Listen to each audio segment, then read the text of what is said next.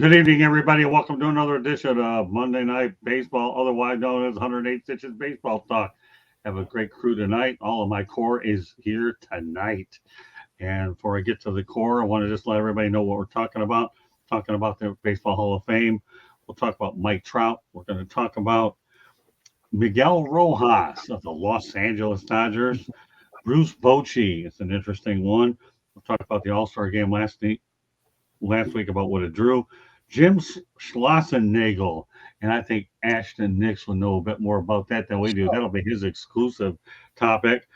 And paulskenes, and as well as we'll talk about rachelrobinson, fredclaire, and perhaps shoheiohtani, depending on the way the show goes. With that said, I want to introduce the crew to my left. Is George Eichhorn. George, welcome back. Thank you, Scott. Good to be here tonight. And Eric Katz, will be seeing in person. Obviously, it could be as early as this weekend, definitely next week. Welcome on, Eric. Thank you, Scott. Thanks for having me. You're welcome. And the barber, Mark Meriday. Don't confuse if he doesn't like the haircuts. He does a good job making some points here when it comes to the great American pastime. Hey, Scotty, I was intimidated by you last week, so I wore sleeves this week. Oh, there you go. All right. Well, it is what it is. Sleeves aren't the worst thing in the world. This is the NBA. We're talking baseball, man. The NBA, they want to do the tank top stuff. They can do it. And last but not least, our man residing in Texas. And we welcome back Ashton Nix. It's been a few weeks. Glad to be back on. It's always great to have you on whenever you get here. So, all right. Well, let's go right to it. Hall of Fame. Congratulations, Adrian-Beltre, Toddhelton, Joemauer, and Jimleyland. Helton actually joins Colorado Rocky teammate Larry Walker in there, and ironically, Jim Leyland coached one horrific year when he was having a hard time going out there and adjusting to the altitude. So we'll lead off with George Eichhorn. Let's talk about the Hall of Famers, the new ones that have plaques. Well, on a later episode, we'll talk about who should get in, but we'll just focus on these guys first. Go ahead, George. Yeah, it was a great ceremony. It always is. They do a terrific job. You guys have been there, and many of you have seen it, but I've never been there. I will someday, I hope.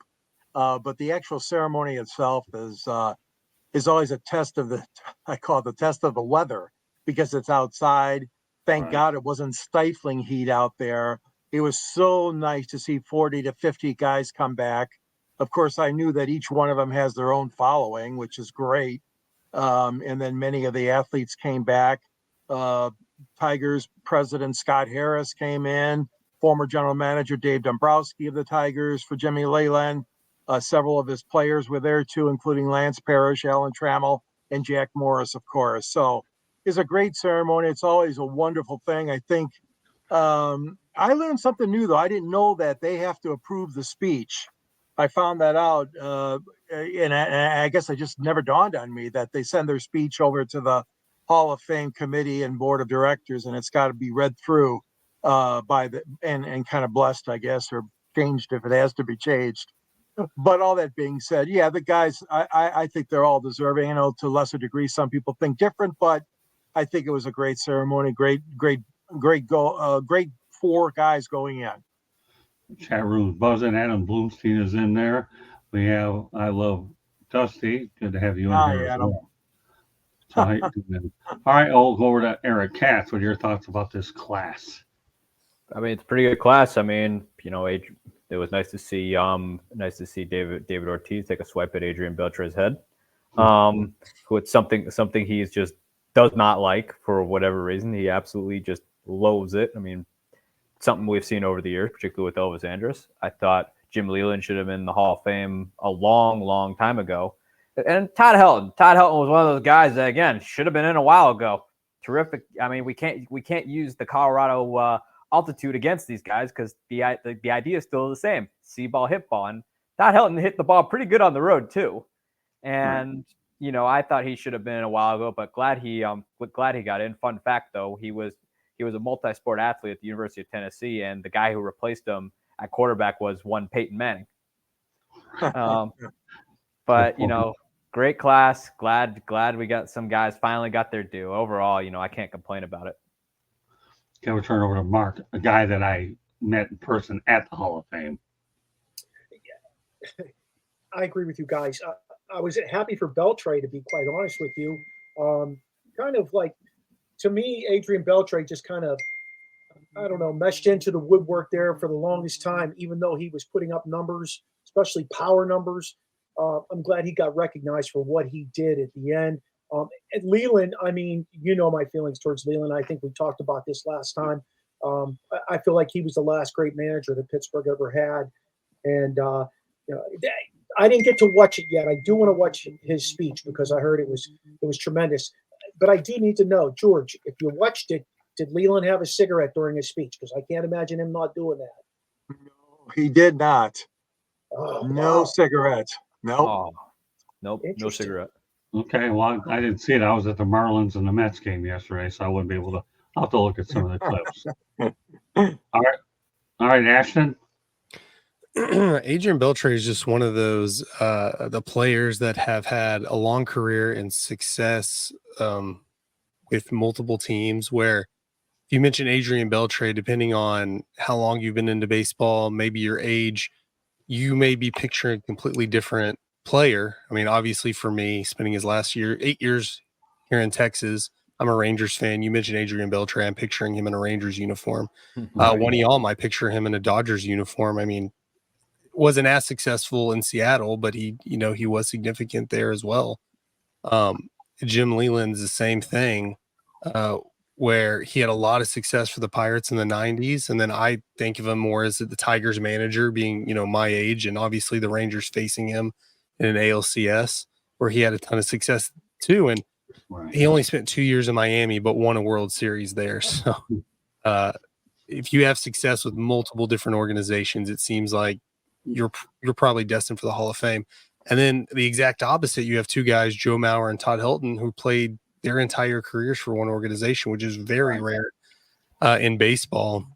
Toddhelton, basically, I mean, Mr. Rocky to me, like my formative years growing up through high school in the early 2000s, that's who I thought of when you mentioned a Colorado Rocky. Like, he just was the idea of that. I don't even know how to put in more into words, but he was the Colorado Rocky, especially since the franchise, he was on the franchise. I don't know if it may not have been the first year they were an organization, but pretty early on.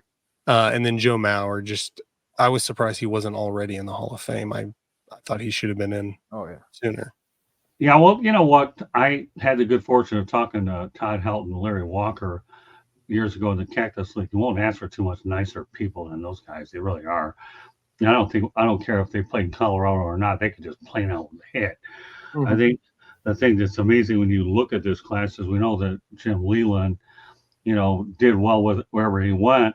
It's ironic that I happened to be over at the Marlins and the Mets, and local TV, was able to go out there and address him winning that championship when they were the Florida Marlins. So of all days for me to go out there and be at a Marlins game, it just so happens that their former manager went out and got inducted into the Hall of Fame. It's a great story. And I think anytime you look at the Hall of Fame, these guys are really, really overdue. They really were. And as Ashton pointed out, a couple of them played their entire careers with one organization. So that's good stuff. So, all right, Candy, why don't we go to a station break, and then you can keep addressing the chats. Okay. And then we'll go ahead and go right to the chat room. I have a feeling it's going to get a bit interesting here. Well, you are listening to the South Florida Tribune on the South Florida Tribune YouTube channel. If you see the red subscribe button, that means you haven't subscribed. Please do so and share us with all your friends and family. Monday nights, we talk baseball. Tuesday nights, we talk football. Wednesday and Thursday nights, you never know what we're going to be talking about. We could be talking about NHL, NBA, NFL, MLB, the National Hot Dog Eating Contest, cornhole. You just never know what we're going to have up our bag of tricks. That's Wednesdays and Thursdays. Typically on Wednesdays, Scott does the Motor City Mad Mouth show on nofilter.net. The South Florida Tribune Publishing Company published a book last November. It is called Lessons from the Microphone, Tuning into the Enduring Wisdom of Visionary Leaders. It is written none other than Scott, the Motor City Mad Mouth, with the foreword written by George Eichhorn. It is available on Amazon, Kindle, Barnes & Noble, Apple and Google. You can go to our website, www.southfloridatribune.com. There is a link for the book, as well as for our online merchandising store, where you can grab yourself a t-shirt, a sweatshirt, a baseball cap with the South Florida Tribune logo on it, or with the Motor City Madmouth logo, whichever you prefer, or better yet, get both. If you like to listen to podcasts, we're available wherever you get your podcasts, Apple, Google, iHeartRadio. If you have show ideas, you can email us, southfloridatribune@gmail.com. Our website also has the writings of Scott and George. It has pictures that I have taken. It also has transcripts from the Dolphins, the Jaguars, the Lions. It also has college updates from sports from around South Florida, from the FAU Owls to the USF Bulls to the Miami Hurricanes to the Florida Gators. I think I covered it all. Scott, one last thing. If you want to advertise or sponsor a show, call Scott 954-304-4941. If I talk too fast, rewind. Or it's scrolling along the bottom. Twitter or X is @Tribune South. Back to the program. Folks, if she's talking too fast, she learned it from me. No problem. All right, Candy, why don't you go out there and go to the chat room and let everybody be seen anyways. So we'll go right to the top, and then we'll go on to the next topic. Okay, what's up, Scott? Oh, well, Dusty. Let's keep it going. All right. And what's going on? Joshua Door's back. Spent a little time with us on the football show earlier. Welcome back, Ashton. Well, you got a good fan there, Ashton. Yeah, what's up, buddy? Eric Katz? I've missed you, my friend. I don't know how to take that one, but all right. He says so for the moment. Don't give Barbara a hard time. And that is fine. Okay, we'll definitely take your orders there. We don't give him a hard time, but at least you got some respect built in. We got it. Got here right in time for the station break. We love Candy. That's nice of you. Okay. I love her too. But all right, how about table tennis, Candy? Wisniewski has been on fire. I'll tell you, Joshua Door have all these ideas, Eric. And this guy, I'm just waiting to see him get in front of the camera to talk about him. All right, I think Eric Cat needs a better backdrop to enhance the broadcast curve appeal. All right, well, there you go. That's what he says. Okay. I'm the KFC. I do eat that. It is pretty good. And dog check. All right, there's your dog check. Dusty, leave these guys alone. I'll do it tonight. Dog check. Belly Up should advertise on the show. That's out of my jurisdiction. Eric Katz off the show. No way, man. This guy's a fixture on this show, and his best work is ahead of him. All right, with that said, okay, will Mike Trout make the Hall of Fame? What I do know is he hasn't played on the 4th of July since 2019. So, all right, we're going to go start off with Ashton this time. Because I hesitated, I'll say no, because that's what I kind of think when you say, should someone be in the Hall of Fame? It's just like a gut reaction thing. It's like yes or no. And he was supposed to be like this generation's best player. And for the most part, he is. He just can't stay healthy. And it's not necessarily his fault. His team's not making the playoffs because that's not how it works in baseball. So the organization hasn't really done him any favors because I think they've only made the playoffs one time with him, and they lost in the first round. So the fact, I think, as baseball fans, us being robbed of seeing Mike Trout in the playoffs year after year, is a travesty. Honestly, I mean, who knows if he'd even be healthy enough to stay in the playoffs now. Normally, I would say if he can play long enough, he should make the Hall of Fame, but it's just not looking good because he can't stay healthy. Good points all the way. Yeah, injuries have certainly been something that he hasn't been able to avoid. All right, Mark, go ahead. I'm a huge Mike Trout fan. I'm not going to lie to you, but I don't see him getting in the Hall of Fame. He had great numbers for the early part of his career, but like Ashton said, it seems like every time you turn around, he's getting some sort of injury that's sidelining him, not for a week, not for 2 weeks, but for an elongated period of time.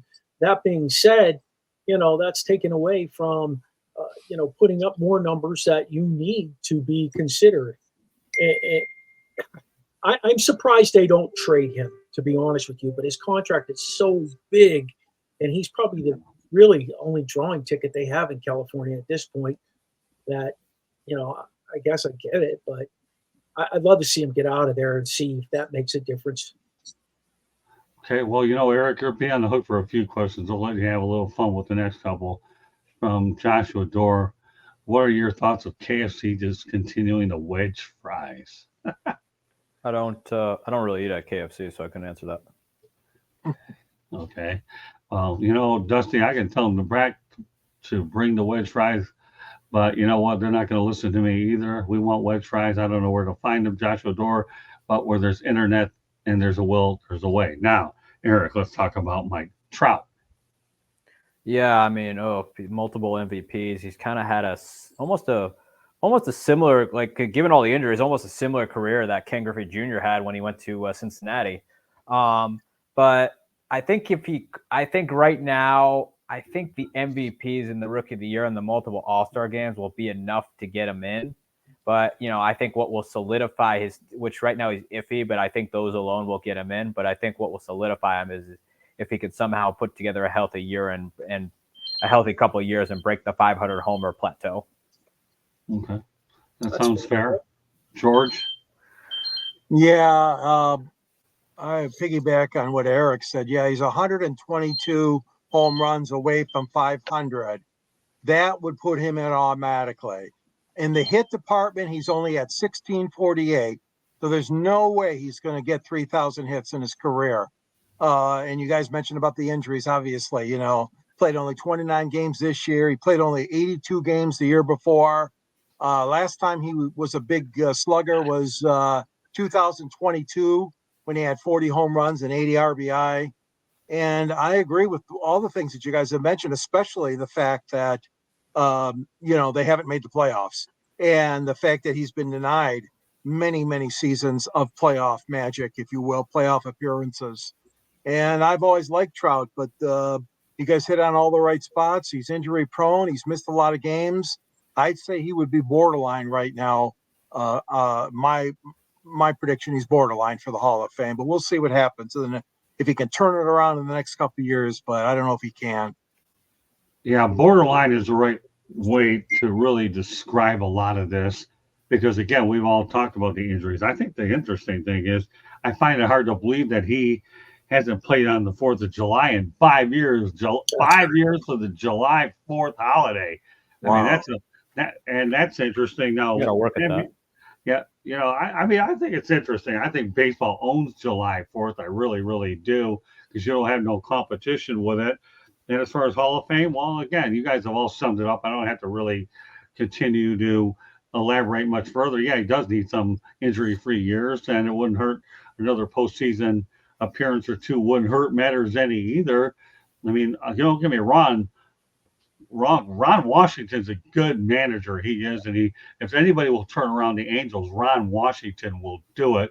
Ashton got a good look at him when he was in Texas, and we saw that Ron Washington did some excellent work with the Rangers. But the reality is when you put both of these together about getting to the Hall of Fame and not playing on July 4th for 5 years, how is that doable, okay, to not play on July 4th 5 years? That to me is craziness. Yeah, it is. So, all right, let's move on to a team that George Eichhorn's all too familiar with. Okay, but I'm also familiar with the other team that they played against. Okay, and Joshua Dorr, it sounds like you're very hungry tonight. So, if you're asking Eric, okay, what do you think of McDonald's and Dunkin' Donuts eggs? Okay, Rebecca, if you're out there listening, okay, do you want to eat either of those two foods? Because he's asking cats about this stuff. Dunkin' Donuts and eggs. Me personally, my favorite donut's a Krispy Kreme. But then if I had a Krispy Kreme, my other half would say, I don't have to kill you. The sugar will. But Derek, do you want to ask that interesting question before I go any further about the Tigers? I mean, I give him his due. This question's a little cleaner than some of what he's used to saying. So, you can go as long or as short as you want on it. I mean, I don't really know about Dunkin'. Just never really had it. I've had McDonald's before, and I don't mind them. So I'm not sure if that's the answer you're looking for, but I've had McDonald's and they're not too bad. Okay, there you go, Joshua. Okay, and Dusty wants me to be the KFC president CEO. Not a bad job if you get hired. No, my favorite meals there are actually the extra crispy, and I'm sure if we ever do a food show, we can talk about these fast food joints. But nevertheless, we're going to talk about the Detroit Tigers series before the All-Star break against the Dodgers. They were undefeated went in 2024, 21-0 when miguelrojas records a hit in a game. And obviously Detroit won that game 11-9. I'm going to start off with this because I'll tell you what, I had an opportunity to cover miguelrojas when he was the Marlins. This guy will be a future major league manager when his career is done down the road. He really will. He knows the game real well. He's got a good locker room temperament. When we were going through the COVID-19 stuff, he made sure that he was able to keep his teammates unified. So I like miguelrojas as a future manager. Well, it's hard to believe, though, that a team could go 21-0 when he gets a hit in the game. And that's why I found this stat to be an intriguing one. So with that said, Ashton, what are your thoughts about Miggy? Not Cabrera, but Rojas. That I had not heard that stat. That is a weird stat. That going 21-0 anytime you get a hit seems more like an anomaly. And that's why I brought it up, because I like to come up with these anomalies. Go ahead. Yeah, that's crazy. That's all I got on that one. No, that's okay. Hey, listen, 21-0 when you get a hit. I mean, I always thought he was a spark plug, but miguelrojas wasn't as well known when you're playing for the Miami Marlins. But then you put him in a place like the Dodgers. Well, when you have success, you get more attention. Okay, Mark. I think you answered what I was going to. I think you said what I was going to answer. You start playing with some better teams and better things happen for you. You got other hitters around you, and that gives you an opportunity to continue to prosper as a hitter. And that's basically where he was and what he did. I mean, at the end of the day, any guy who can put up that statistic 21-0, that's pretty amazing to me. I agree with you, Ashton. All right, Eric. Baseball is such a weird and random game sometimes, especially with the various statistical variations you can come up with. Like you can probably come up with over 1 billion of them. But it's it's an interesting stat, that's for sure. I mean, probably will go down with it. But I've always knew of miguelrojas as a terrific, as a really good defensive shortstop. Right now he's with the Dodgers, so he's actually having doing all right this year, and having to step up, especially for Mookiebetts being out for so long. But it's definitely a quirky stat, that's for sure. One of 1 billion. Yeah, baseball is filled with quirky stats. All right, Joshua Doro applauded your answer on McDonald's and the Dunkin' Donuts. All right, Joshua, good stuff. That's why I put it on there. Okay, now let's go ahead and talk to one of Joshua. I don't even know what you guys are talking about baseball. I know nothing about baseball. That's all right. All I know is the ball has 108 stitches. Well, you know what, Joshua? That's good enough. That's what you need to know. Okay. So that's it, George. Go ahead. Oh man, that is a really quirky stat, Scott. I mean, I'm looking at his numbers. The last week he just hasn't been there. They swept Boston, and he didn't get a hit in any one of those games. He only got one at bat Sunday, and then he was 0 for 5 Saturday and 0 for 3 on Friday, I think it was. But yeah, he's helped them out, but I mean, he's just not that good with the stick. I mean, he's a defensive guy mostly, like you said, Eric. And I really think that they got him there obviously to help out. But the situation with those odd stats like that, yeah, it's crazy, man.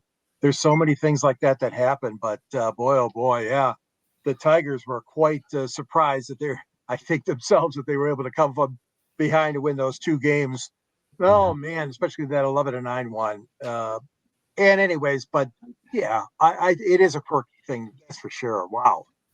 Yeah, that's why I like coming in here and coming up with off the wall stats, because that's Yeah. what baseball is such a great sport. Right when you think you've seen everything, you haven't seen anything. And every one of you guys, to me, has come up with the right answer to describe this type of stat. That's why you guys know I like to come up with off the wall stuff.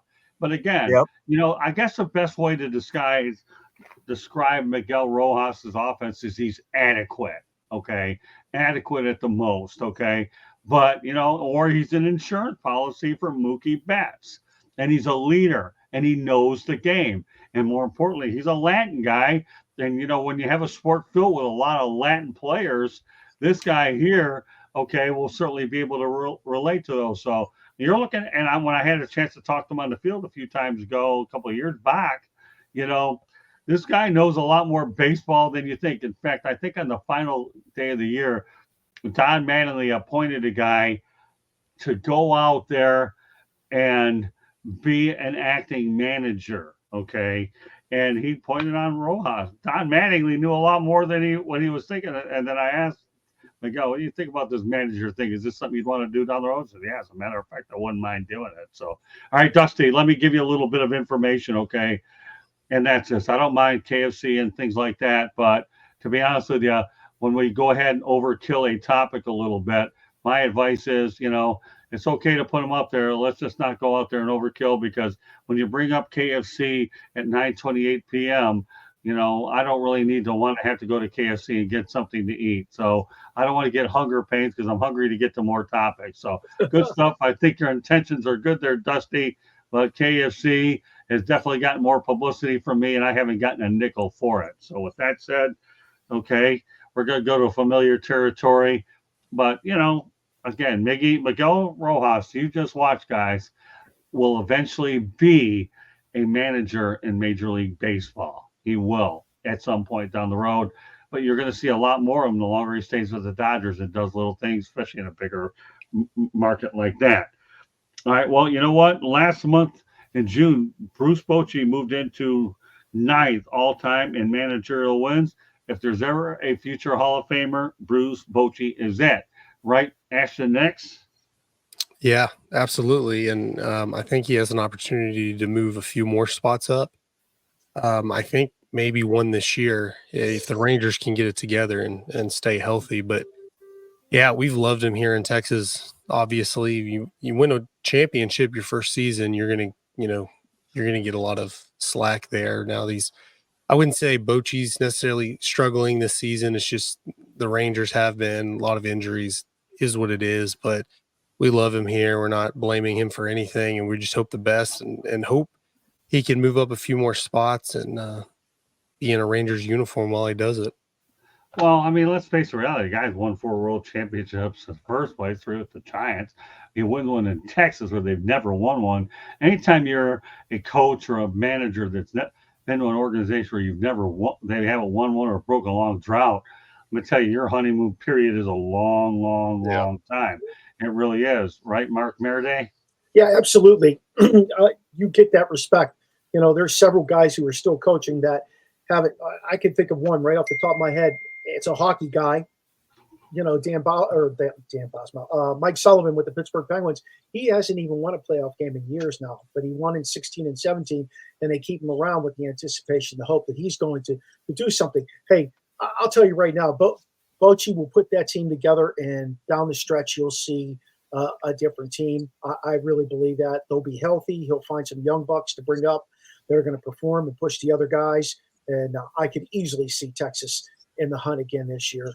But yeah, Hall of Famer, he's already made his case. He's solidified himself. Okay, Eric. Well, I mean, if there's anybody who deserves being in the Hall of Fame in the future, whenever he decides to hang it up, it would be brucebochy. I mean, people forget though, he took the San Diego Padres to their second World Series appearance in 1998, and unfortunately got a raw deal toward the end there, and then won multiple World Series with the San Francisco Giants, and decided to take a little break. Then he gets bored, and then comes back and wins a World Series with the Rangers. I mean, he's been successful everywhere he's gone. And as far as the second half goes, the Rangers last year were on a downward spiral. literally circling the drain, despite having such a red hot start. But Brucebochy pulled them together. They found a young buck like Evan Carter at the time, and they ended up going to winning the World Series. I mean, trust, but Bochy's a man who's seen it just about it all in baseball, and he's been in these types of situations before. He'll pull them together, and the Rangers at least will be able to play some meaningful baseball in September. Would you say that raw deal in '98 was he had to face the New York Yankees? No, I was talking toward the end though, when they sold everybody. Oh, when okay. yeah, I mean '98, no one was beating the Yankees that year, but I was talking toward the end though, where ironically enough, current Red Sox owner one of the owners, Tom Werner, actually was part of the ownership group with the Padres at the time, where they decided to sell everybody, and the season ticket holders sued him for it. All right, well, thanks for clarifying that. I appreciate it. All right, George. Yeah, Bochy, like you said, he's definitely going to be a Hall of Famer. Another guy is Dustybaker, of course. Dustybaker ended up with a .540 winning percentage as manager. Bruce is at .498. But of course, Bruce has won more, as you guys mentioned, more pennants and more World Series. He's got 4 World Series championships, and Dusty's only got the 1. That being said, those are the 2 youngest guys that are in the top dozen or so managers. And of course, you got to go down to the number 13 slot for Terry Francona. But yeah, Bruce has been phenomenal. What a great guy. What a great, he loves the game so much. He's one of those guys like Leland, they're just as not gym rats, but they're ballpark rats, we'll call them. But they love the game. They love the players and the fans alike. And Bruce has been nothing but success wherever he's been. And I know his record 500 is he's right around the 500 mark, but still, as a manager, he has been one of the best, especially in the last couple of decades we've had in baseball. Yeah, the 500 record will change as time goes on. I'm not worried about that. Yeah. The one point I should make is what he does have in common with Sparky Anderson and Tony La Russa is his ability to win a championship in 2 leagues, both leagues. So we can't lose sight of that fact either. And we know Sparky and Tony La Russa, and of course now you have Bruce Bochy in that category. I don't think I'm leaving anybody out, but that's a good company to be in. All right, let's talk about All-Star Game last week. Viewership's up 6%. 1 year after a record low total. Obviously, we know about the uniforms being like pajamas, so we're not going to get into a pajama looking at contest. But let's talk a little bit about the All-Star Game, George. Up 6% after a record low 1 year later. Some thoughts about what we saw. Yeah. Again, it was just for me. I look at the whole game and the festivities too.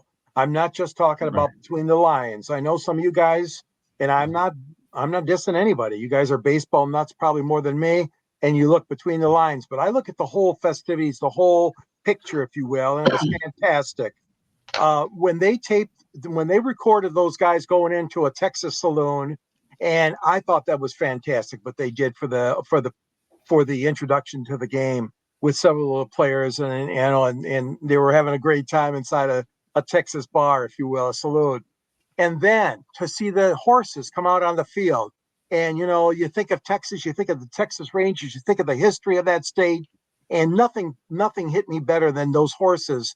One of them carrying the American League pennant, the other one had the National League pennant, and so that was a great touch there. And of course, the Hall of Famers coming out for the first pitch, including who we talked about and offline when we were talking about Nolanryan. What a great guy and what a great career, what a great Texas Ranger he was, being out there along with the other stars for the honorary first pitch ceremony.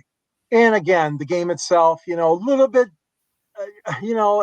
boring at times. I mean, it was a low scoring game. They probably anticipated a few more scoring opportunities, but I look at the total picture, Scott and guys, and I give them an A. I give Texas an A for hosting that game, and MLB, of course, for putting it on. Carrick. I mean, I can't complain about it. It was a very Texas theme to it. You had the horses going in there. You also had the players going inside a Texas saloon. You also had it kind of like the opening, during like when they come back, you'd have them all just sitting there, kind of a cowboy-like atmosphere. You could probably go back to when Texas considered itself a country. It was a well done event. I thought, it was, the home run. I thought the home run derby was kind of underwhelmed a little bit with the stars that unfortunately weren't there. But overall, and obviously one unfortunate national anthem incident. But overall, though, I'd probably give it a B+, just because the home run derby was a little bit underwhelming with the talent that was there. But obviously they kind of made up for it in the end there with a nail biting end. So, but overall, though, well done event by the Texas Rangers in Major League Baseball. Okay, well, we'll talk to the guy that resides in Texas. Ash, what are your thoughts about the All-Star game?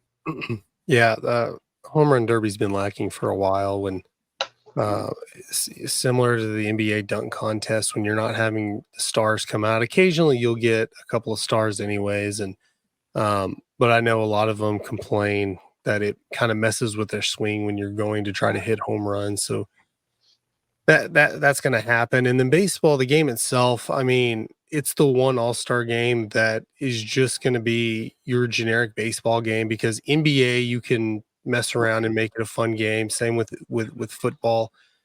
Baseball, you're out there playing baseball. It is what you might have a really good game. You might not have a good game. You really can't mess with it and do a whole bunch of fun stuff for the fans. So is what it is. And I mean, honestly, I did not like the uniforms very much, but to be fair, I don't like that they wear uniforms or specific uniforms in all-star games. I think they should just go back to wearing the same team uniforms. It's fun when you can just look, you can point out who is who on the field. You don't have to wait. Like if you happen to know what they look like or just by their number, but you see, hey, Yankees number 2 Jeter or whatever, especially if you're a kid and you don't really follow much baseball, but you have a player or two on the field, you look for your team uniform.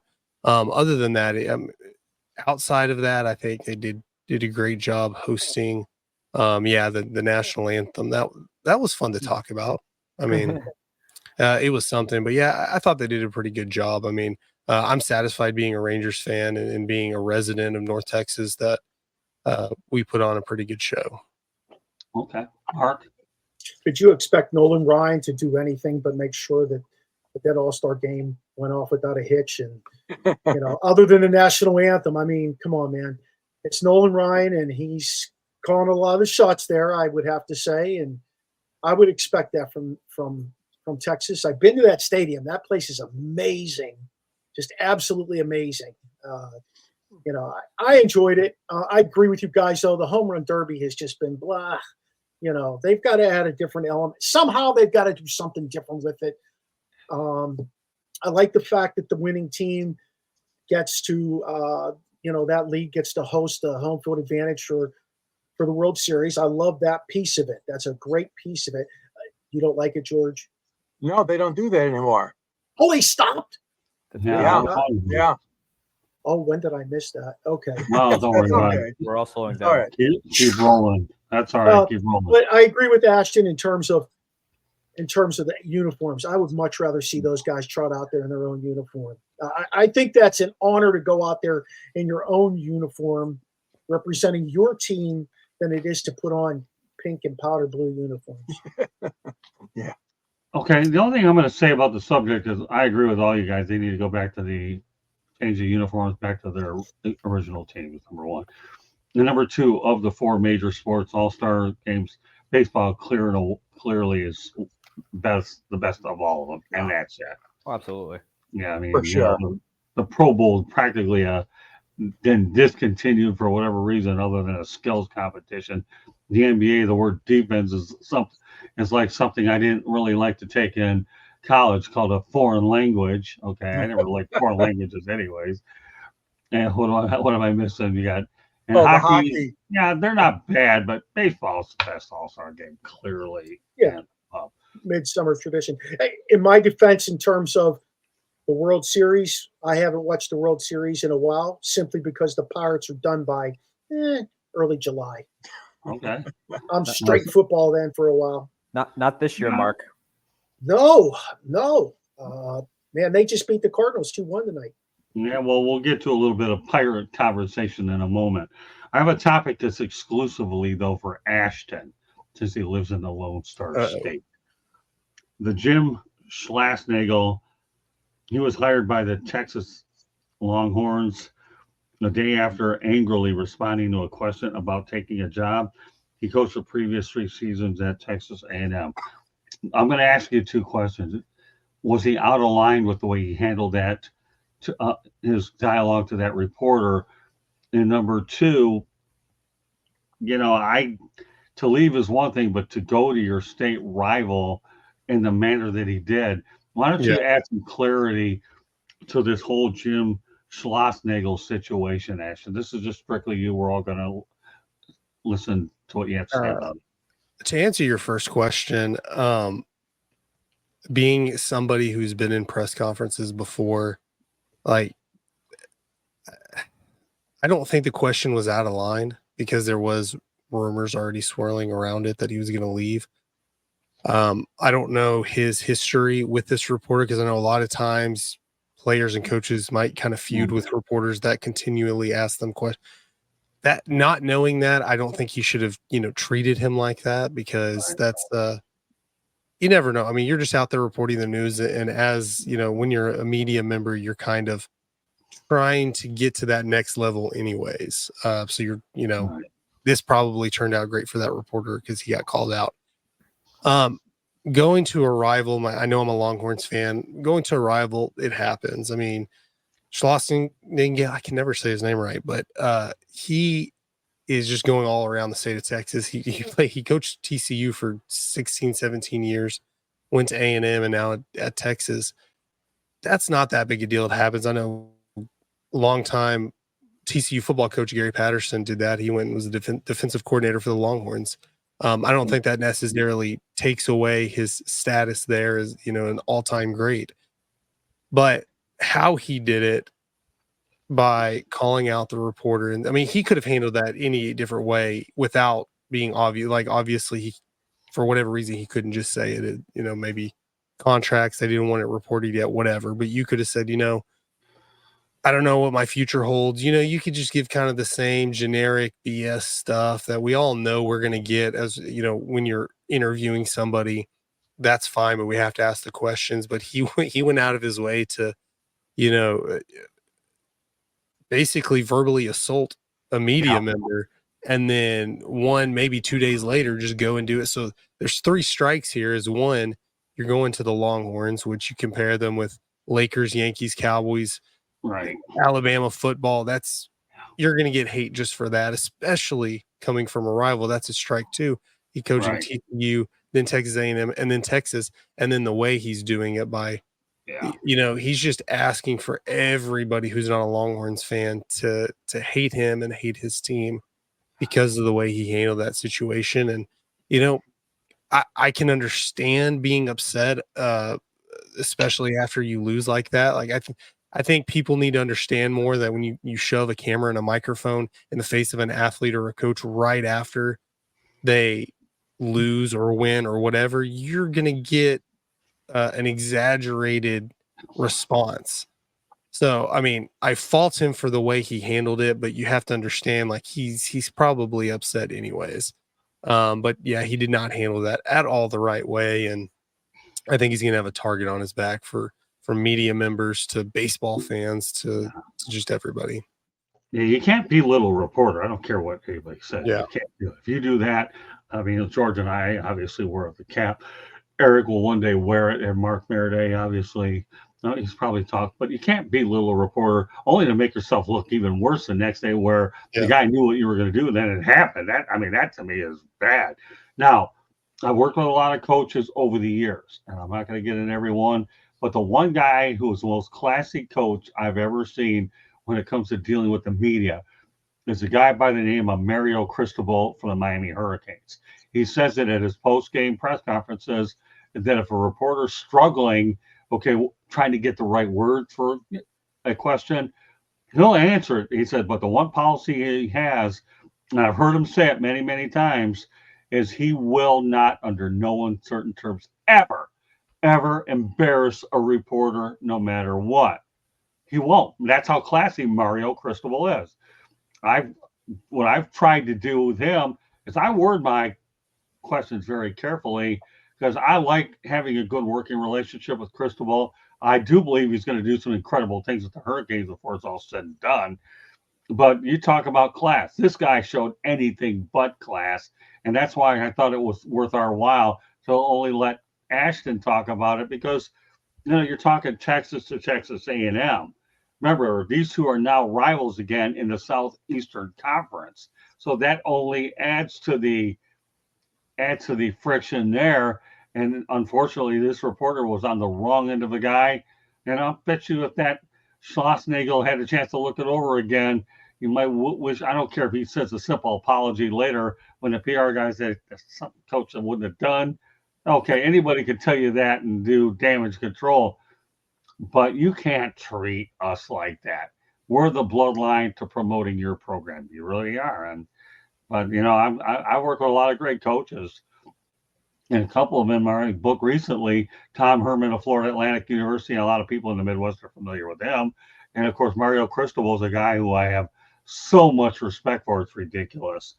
All right, Katie Ebley wants to add a little bit of information about the All-Star game. What do you get for winning the All-Star game? For example, the winning team will get $25,000 per player. If a winning player decides to wear a microphone, to get another 10 grand. Well, that's not bad. You can buy a good microphone for 10 grand, right? So good stat there. All right. Well, obviously we're going to a Pittsburgh topic. I know he hasn't been here in a little while, a couple of weeks, but we're going to lead off with him anyways. Did Paulskenes live up to the hype of last week's All-Star game? Ashton next. I mean, considering he pitched really well, and you're pitching against the best hitters in the league, I would say he lived up to the hype. Hitless first inning. I know he did give up a walk, but maybe what didn't live up to the hype was his matchup with Aaron Judge. Although it went fine, but I was hoping for more like a 8, 9, 10 pitch at bat or something like that. But he was able to get out of that, and it's hard to tell after. I think he pitched the full first 2 innings, but I mean, talk about just going in there and not feeling the nerves at all, ice in his veins. Like every other pitch, a graphic popped up like was the 5th rookie to start an All-Star game. Then a couple of pitches later, I believe the 2nd quickest to be in an All-Star game after being called up, and then 2nd or 3rd youngest to start, and like just making history every, like a graphic every 2 seconds being popped up.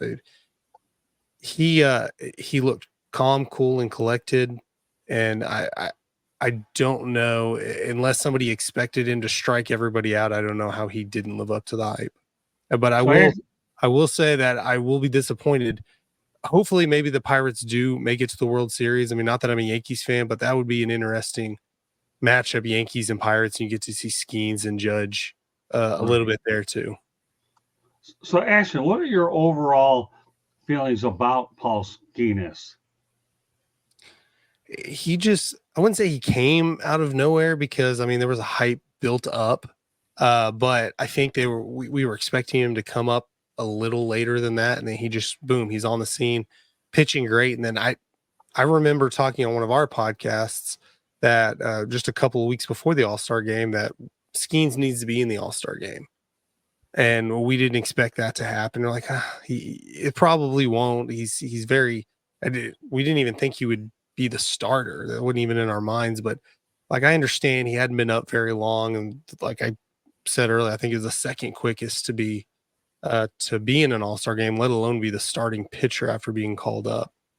But he's dominant. I hope, as you see with a lot of young pitchers nowadays, that he's, not going to succumb to injury or start having elbow or shoulder issues. I'm hoping that he has a good long career that we can enjoy and watch great matchups, and it's not a situation where he's just going to get Tommy John surgery and have, miss an entire season or anything like that. Yeah, one stat that we brought up last week was, I think he's the first pitcher in MLB history to be drafted number 1 and then make the All-Star team, I believe, in his rookie year. So that says a lot about the guy. All right, now we'll talk about the guy who's Pirates all the way. And now he tells us he doesn't watch the World Series once the Pirates are out earlier. Mark, go ahead. What are your thoughts about? We'll stay with the point in hand. Did he live up to the hype of the All-Star game? That's we'll just keep it. Absolutely. I would not be surprised that was arranged for him to pitch to Judge, because I knew he was only going to pitch 1 inning. In fact, they've been resting him since that 1 inning. The Pirates have not pitched him yet. And they played 4 games since the All-Star break. So I would not be surprised if that was something that Major League Baseball wanted to see happen. As far as the Pirates playing the Yankees in the World Series, that might be an interesting thing, other than the fact the Pirates don't hit consistently, but their pitching it's really coming around. It's young, it's solid. I was listening to 2 different analysts today, Major League Baseball analysts, talk about how the top of their rotation is just lights out. And in a short series, 5 games, 7 games, something like that. It could be lights out for somebody else if they're on all strides. But he definitely deserved to get what he got, unquestionably. He should have been the starting pitcher. He should have saw the guys he saw at the beginning of the lineup. He has a different kind of work ethic, though. I think I mentioned this before. I had the guy from the Indianapolis Indians on, one of their broadcasters, and he talked about him, and he said how this guy is always doing something to better himself, leading other people, taking them down a road to better themselves. Even at 22 years old, he has a lot of guys who are just following his lead. His pregame workout is insane. It's just crazy what he does, because he wants to make sure he doesn't have arm issues. He throws the ball with his whole body more than anything. And it's pretty fun to watch him go through all that. I'm always excited when he's pitching. I got to tell you, I got to get to Pittsburgh and see him pitch. I have to. Okay, Eric. I mean, he's one heck of a pitcher, that's for sure. I think he's certainly taken over. It's certainly becoming his team in Pittsburgh. But I wasn't really too fond of everybody hyping Judge versus Skenes like at some old time boxing match, because I just thought, at the end of the day, it would be no different than if he was pitching to someone else. But let me tell you, he's got a bright future, and the guy is going to he will win a Cy Young award or 2 down the road here. I think this year if things keep going, he might have an opportunity to get Rookie of the Year, depending on how that works out, with him being not getting on the Major League roster right away at the beginning of the season. But all in all, I mean, he threw the ball out as hard as he possibly can. I mean, can't say I was complaining about his work in the All-Star game. Okay, George. Yeah, I really am looking forward to that matchup, and it didn't let me down. I mean, it wasn't maybe as dramatic as some people wanted. He walked Juan Soto, and then, as you mentioned earlier, Aaron Judge. It was more of a brief confrontation than maybe most of us wanted to see a little bit longer, but a lot of pitches thrown there. It wasn't going to happen that way. I'm in awe of him. I mean, it goes back a long ways, and Scott doesn't like to have me talk about the Tigers a lot. I'll just say one word, and that's the Bird. But the Bird was different because he was not a number 1 draft choice in Detroit. Skenes is the number 1 overall draft pick. This is unheard of for him to be pitching, and like you guys said, starting an All-Star game in the very same year that in his first year in big league ball, and then he becomes the All-Star starter. So he's setting all kinds of records. Like you said, first this, first that. I mean, it's great. It's great for baseball. Baseball can always use good young pitching, hurlers. There's a lot to be said. he needed hitting too, obviously. But I mean, for Pittsburgh to come along and draft this fella and to see what Skenes has been doing, I think it was great. But yeah, he didn't let me down at all, Scott, and he deserved it. Well, Paulskenes is cool, calm, and collected. It's funny how you bring up Mark the Bird Fidrich. The only difference between Skenes and Fidrich is back then Mark Fidrich pitched a lot of complete games.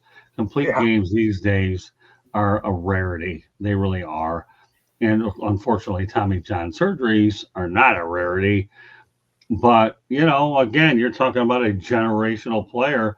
And I like everything we see with this guy up to this point, and am really curious. Now, I believe the Rookie of the Year is judged on how many, appearances and innings that they have in order to meet qualifications. I don't know for sure, but I wouldn't be surprised if that's part of the way that you decide the Rookie of the Year. I don't know, but there's certain requirements in terms of play that usually have to be met before you can consider him. But you know what? If he doesn't win the Rookie of the Year, the fact that he's a starting pitcher of an All-Star game in his first year says a lot in its own right. Time will tell if he gets into World Series and that other stuff. So, excuse me. All right, with that said, you know what? Who informed me about Ohtani's long home run? You could go ahead. All right, go ahead. I mean, it was one heck of a shot. I mean, coming off Ohtani, it's not surprising because, man, I think it was Tanner Houck that was pitching, but he just unloaded on it. I'm talking, you could just hear it off the bat that, you might as well not even try for it because that ball is gonna probably land somewhere on Hollywood Boulevard. But it's quite the shot. It's always, especially in a large ballpark like Dodger Stadium, where it's very hard to hit a home run out of that ballpark. It's there's so few people have done it. I know Fernando Tatis Jr. has done it. Giancarlo Stanton has done it, and Ohtani has been able to do it. It's definitely a rare feat, but coming off Ohtani, that just shows you just how amazing of a player he really is. How many feet did that go? 473. It was a nuke. Excuse me. So yeah, my throat a little bit. All right, two other topics I want to mention real quickly. Not topics, just pieces of information.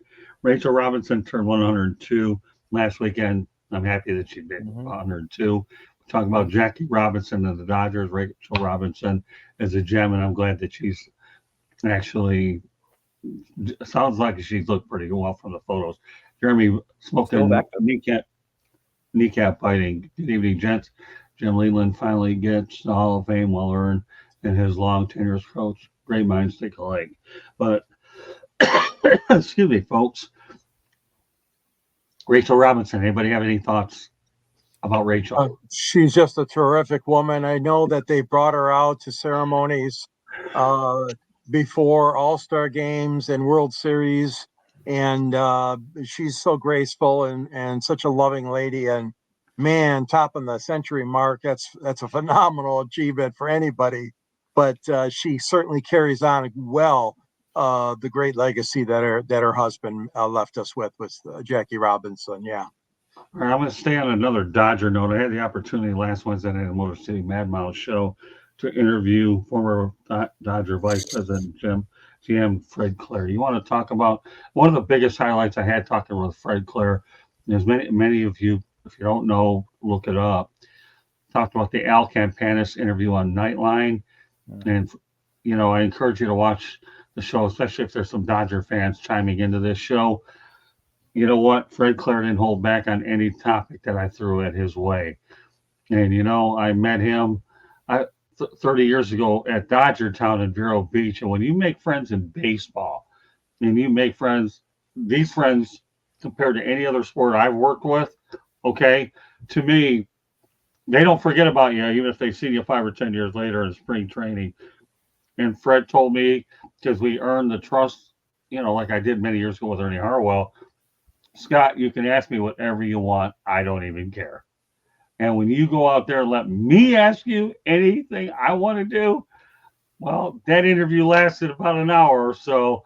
And we talked about Campanis, talked about Tommy Lasorda and a lot of things. So you can find my interview on the Motor City Mad Mouse show on our YouTube channel. So with that said, well done. I know any parting shots, any of you guys want to add something before we call it a night, you can put out your IDs. I'll be curious to see what happens in Atlanta with Aussie Albies going down for the next, I think I read 8 weeks, something like that. What about you, Ash? They've had their injury issues this year. That's pretty significant as well.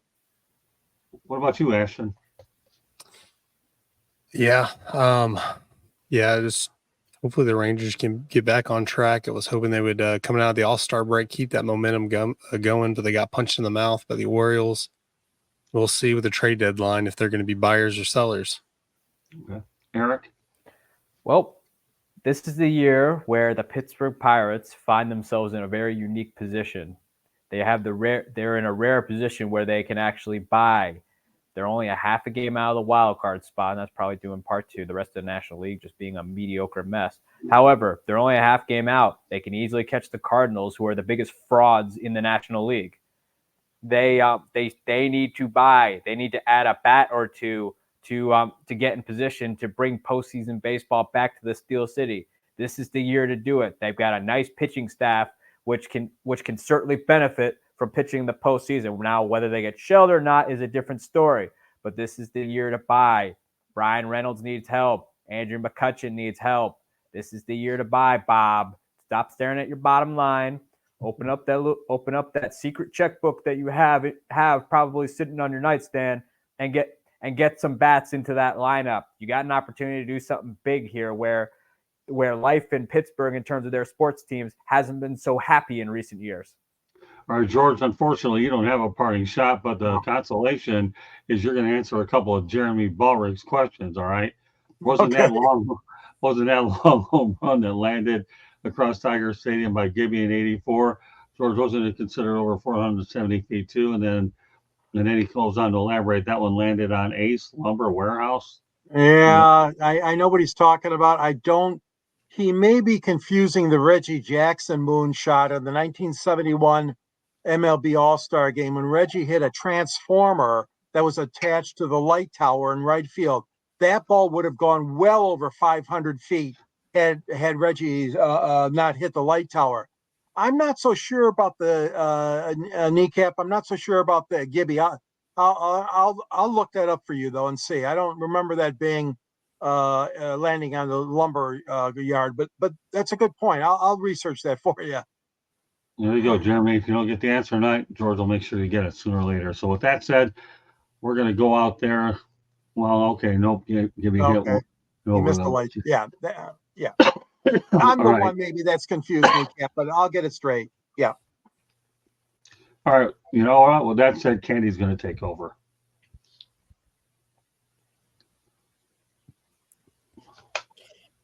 Hello, guys. How are you this evening? Living the dream. Thanks for asking. Of course. So I was just doing research, Scott, when you were talking. Reggie Jackson in 1971 hit a 532-foot home run during the MLB All-Star game that almost left the stadium for Detroit. In 1983, Gibson hit a 523-foot home run over the right field roof, with the ball landing in a lumber yard across the street. And then Cecil Fielder hit a 510-foot home run that some say went out of the stadium. But yes. Thank you, Candy. There you go, Jeremy. You got all your answers from your co-hosts on Fire Up, okay? Fire Up. Candy and Jeremy are the two that run that show. Go ahead, Candy. The South Florida Tribune Publishing Company sponsored this show and published a book last year, Lessons from the Microphone, Tuning in the Enduring Wisdom of Visionary Leaders. It was written by Scott Morganroth, the Motor City Madmouth, and the foreword was written by none other than George Eichhorn. It is available on Amazon, Barnes & Noble, Kindle, Apple, Google. We also do podcasts if you like to listen, audio version of our shows. Available wherever you get your podcasts, iHeartRadio, Google, Apple, Spotify, Breaker, Castbox, Deezer. We have a website, www.southfloridatribune.com. It has the ratings of Scott and George. It has pictures that I have taken out in the field. It also has a spot that has a store. I know you all can't wait to get a South Florida Tribune hat or a t-shirt or a pair of shorts or a sweatshirt. Go to our website, go buy some merchandise. And then if you have show ideas, you can email us, southfloridatribune@gmail.com. If you want to sponsor a show or advertise on a show, call Scott, 954-304-4941.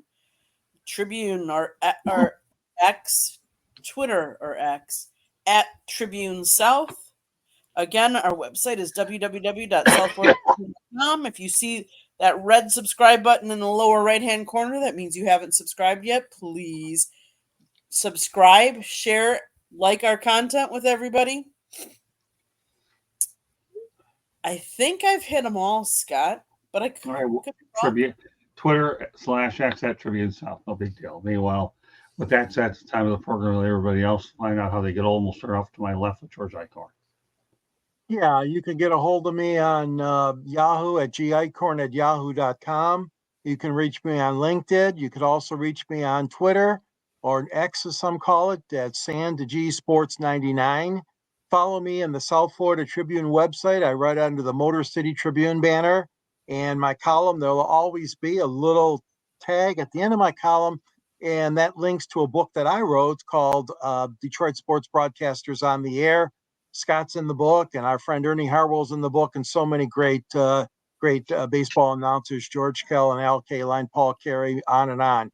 And also you can find me on this show, 108 Stitches, and on the Sports Exchange on Wednesday nights here on the South Florida Tribune site. Thank you. All right, we'll turn over to Eric. Yes, you can follow me on my Twitter at Sports Team News, and you can follow me on bellyupsports.com, where I am the baseball writer, where I write about all things happening in baseball. Okay, let's go to Mark Maraday. Eric, what's going on tonight? You're a little docile. You okay? Oh, I'm good. Yeah, I liked your rant about the Pirates, by the way. Thank you very much. It was a good rant. Mark Maraday, you can find the Original Sports Podcast on every social media place you look. It's either OSP with MM or Original Sports Podcast. Our show's on Tuesdays, 7:05 usually, and you can find us on Roku Tuesday nights from 9 to 10 p.m. Okay, we'll turn over to Ashton. You can search me out on any social media platform at Ashton Nix. Just search Ashton Nix. And then you can find our sports network at Peak One Sports on every social media platform. Or on YouTube and all that good stuff. Okay, I want to thank Ashton and Mark Maraday for doing a great job promoting our content on Twitter. You guys do a remarkable job, and we're definitely grateful for what you do. Well, meanwhile, that concludes this edition of 108 Stitches Baseball Talk. On behalf of my voice, which is fading, some people wonder, oh my God, why is it fading? I use it a lot. Okay, that's why I'm the Motor City Mad Mouth, not Mild Mouth. Okay, but it works nevertheless. Well, we will not be broadcasting next Monday night, but we will be back and better than ever in about 2 weeks. Candy Ebling and I will be up in the greater Milwaukee area, where Eric Katz currently resides. So looking forward to catching Eric in person and presenting with a copy of my book. Certainly a guy like everybody else out there, you know, that he's a student out there that continues to get better with every show and all his writings as well. So meanwhile, on behalf of Eric Katz, George Eichhorn, Candy Ebling, Ashton Nix, Mark Maraday, my name is Scott Morgan, the Motor City Mad Mouth, thanking you for joining us on this edition of 108 Stitches Baseball Talk, and as well as everybody in the chat room that participated tonight. Without you, without the chat, it certainly it would be boring, and I like the participation that we get on the chat room. So good night, everybody, and we will see you 2 weeks on 108 Stitches Baseball Talk. Have a great baseball week or two. Thank you. Good night, everybody.